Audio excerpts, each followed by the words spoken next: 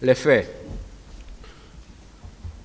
Le 28 septembre 2009, les organisations de la société civile et les partis politiques ont convié leurs militants au stade éponyme dans le but de protester contre une éventuelle candidature du capitaine Moussa Dadis Camara aux élections présidentielles de 2010, ainsi que pour l'organisation des dites élections dans un délai raisonnable.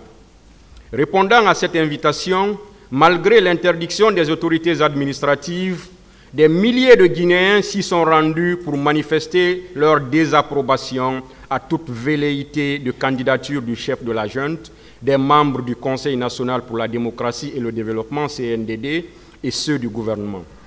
Regroupés au stade, les forces de défense et de sécurité, notamment la garde présidentielle, la police, la gendarmerie et des hommes habillés en civil ont fait irruption en tirant des grenades lacrymogènes et des armes à feu sur certains manifestants, pendant que d'autres se faisaient poignarder, entraînant ainsi des centaines de morts et de blessés, des scènes de viol, de violences physiques et sexuelles commises sur des femmes. Les jours suivants ont été également perpétrés des enlèvements, séquestrations, actes de torture dans certains camps des forces de défense et de sécurité de la ville de Conakry, des actes de pillage des boutiques, magasins et domiciles des citoyens et leaders politiques. Suite à ces événements, 2 commissions, l'une nationale et l'autre internationale, ont été instituées pour identifier les victimes et les présumés auteurs des crimes et délits commis ce jour au stade du 28 septembre et les jours suivants dans la ville de Conakry. Sur la base des rapports des dites commissions, M. le procureur général, près la cour d'appel de Conakry, a requis l'ouverture d'une information judiciaire qui a abouti à l'inculpation de certains militaires. Interrogés sur les faits, les accusés ont déclaré ce qui suit. 1. Le colonel Moussa Kégboro Camara a rejeté en bloc les faits mis à sa charge. Il a soutenu que le 28 septembre 2009, il a pris le départ, comme à son habitude, de son bureau 6 à côté du camp Alpha Yaya Diallo pour se rendre à son domicile à Dixine. Mais, a-t-il précisé, sur son chemin, au niveau de Bambeto, il a remarqué des attroupements de personnes qui l'ont applaudi et qu'il avait même tenté de les dissuader de manifester ce jour-là. Il a ajouté que dans son périple, au niveau de Dixine Terrasse, très précisément, aux environs de 10 heures, une foule nombreuse l'a accueilli en l'ovationnant. Là aussi, il a tenté de sensibiliser les manifestants de surseoir à leurs mots d'ordre, car cette date du 28 septembre est non seulement historique, mais aussi elle a été déclarée par les autorités publiques fériée, chômée et payée. Faute de haut-parleurs, a-t-il dit, il était pratiquement inaudible du fait des cris des manifestants. C'est en ce moment qu'il a été conseillé par un monsieur de rejoindre les leaders qui étaient en ce moment en face de l'université Gamal Abdel Nasser de Conakry. Avec eux, a-t-il renchéri, les discussions n'étaient pas tendres au début, car il les a informés que de l'autoroute Le Prince jusqu'à Dixine, tout était pratiquement cassé et qu'il était nécessaire pour la paix publique de reporter cette manifestation. Mais M. Sidia Touré a répliqué en ces termes. On est en République, on peut tout casser aujourd'hui et reconstruire demain.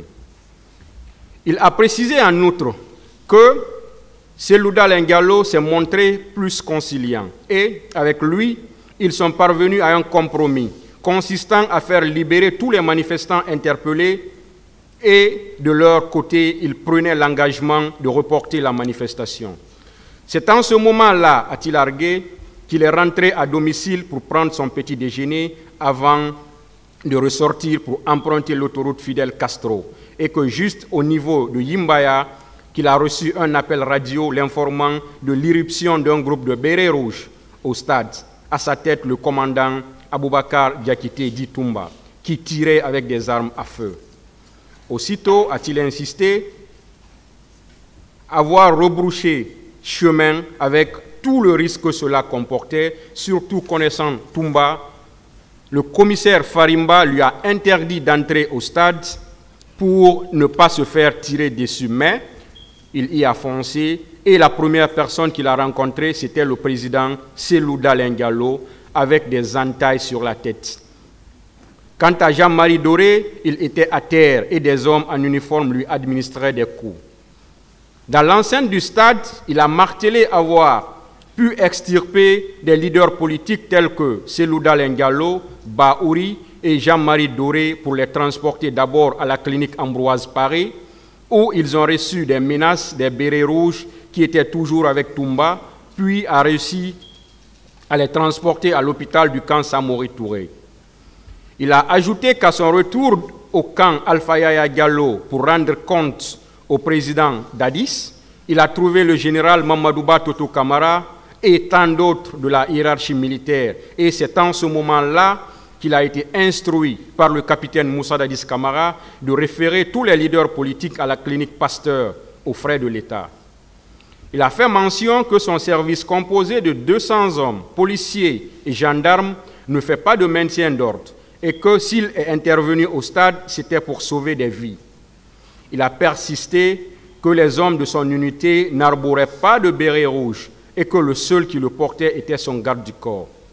Il a affirmé détenir dans son service le pouvoir de sanctionner, le pouvoir de déploiement sur le terrain, mais aussi le pouvoir de retrait des hommes sur le terrain.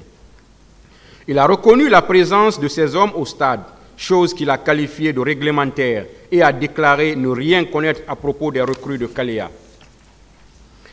Il a dit être prêt à la confrontation à toute personne qui l'incrimine dans cette affaire.